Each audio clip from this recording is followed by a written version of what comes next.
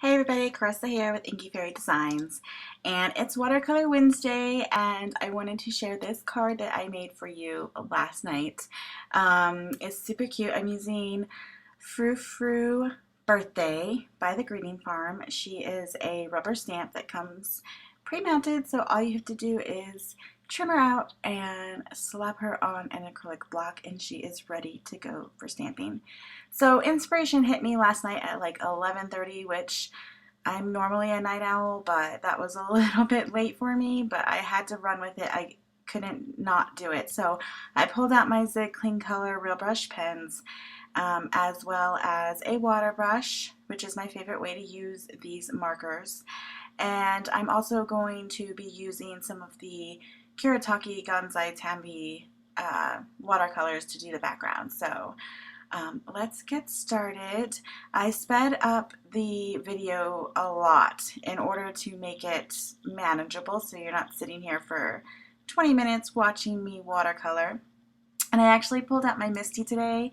I have been using this little nifty tool quite a bit the past week, and I'm in love with it. I'll tell you that right off the bat. I had it since May, kind of been intimidated by it, but once I started pulling it out, I was like, okay, now I know the hype behind this little tool. And as you could see, because I'm stamping on this watercolor card. It's a Strathmore watercolor card, 5x7. They're pre-scored. I needed to stamp it a couple of times to get those lines really good and crisp. And so the Misty really allows me to do that so easy, and it lines it up perfect each time.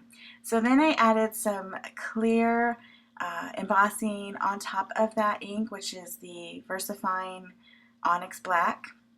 And I embossed it, and it's not something that I normally do when I'm watercoloring, but I thought I would give it a try with this one. And it's kind of cool because it keeps your colors from kind of going out of the line so much.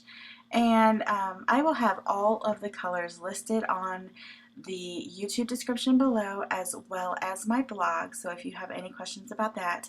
I do want to tell you, for her skin, I found my favorite combination with the Zig Clean colors, and that's Flush Color, Blush, Pink Flamingo, and English Lavender. I love using a purple for my skin tones when I'm coloring with Copics, and that English Lavender is the perfect shadow tone, in my opinion, with the Zig Clean colors. So what I do, you can see, is I just lay down the color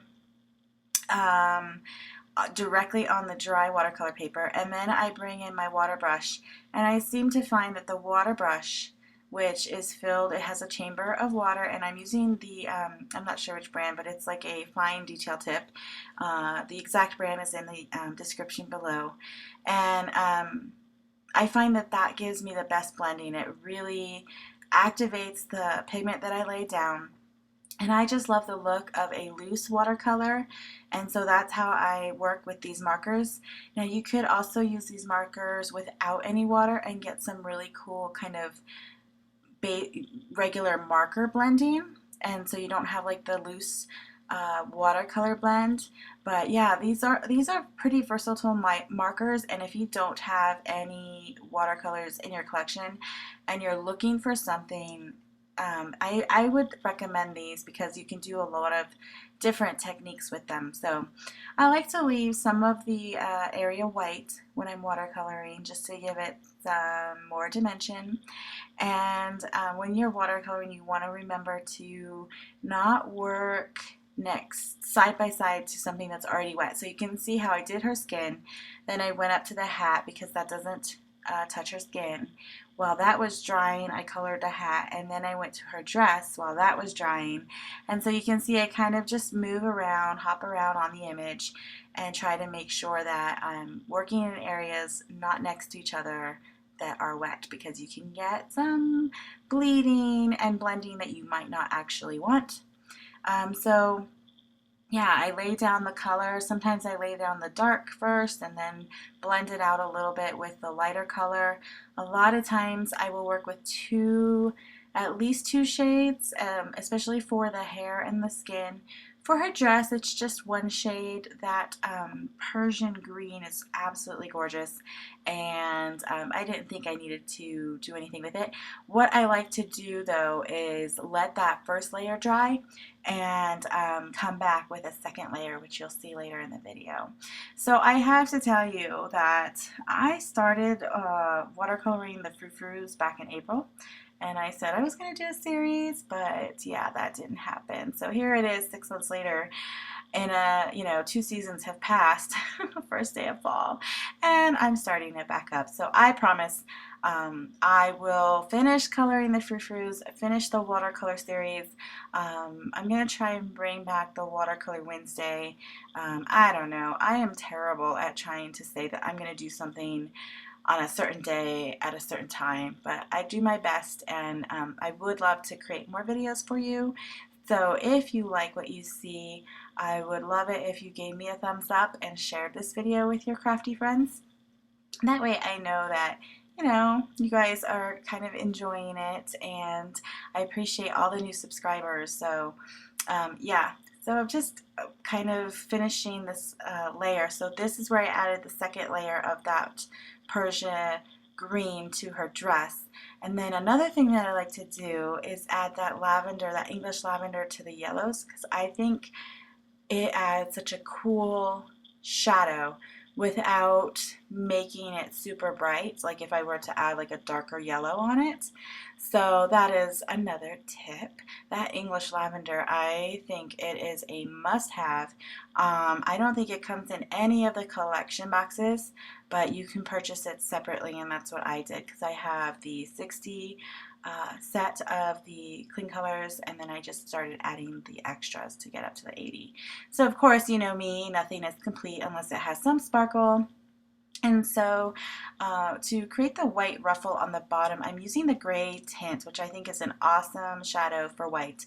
And then I added a little bit more before I did the Zig Wink of Stella on that, because it is water reactive, that Zig Wink of Stella, and so I wanted to make sure I didn't wash it out too much. So here's a little close-up of all of that fun watercoloring. I think she just looks so cute. And these watercolor cards are pre-folded, pre-scored. They're 5x7. They're the absolute best size for these large images by the Greeting Farm. So that was super fast, but those are the Gansai Tambi watercolors that I'm using. I pulled out 3 of the colors. I am absolutely obsessed with those 2 at the top. Number, gosh, what is it? I don't know. I don't know the color, but I have it listed below and on my blog. But those 2 colors, that like teal blue and that light blue, I don't know, I love blending them together, and I think they just make such a pretty sky background. So to do my backgrounds, I just add a wash of clean water with my paintbrush, and then I'll pick up some of that pigment and just drop it in, and then I'll add some more clean water and just let that blending happen on its own. That is my absolute favorite thing about watercolors, is that it's very free flow, very organic.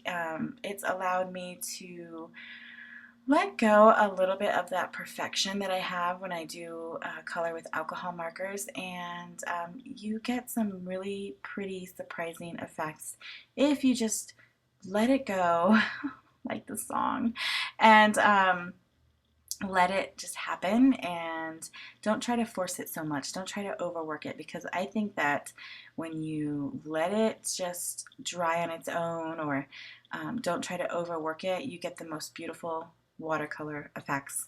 And if that's what you're looking for, that's how to get it.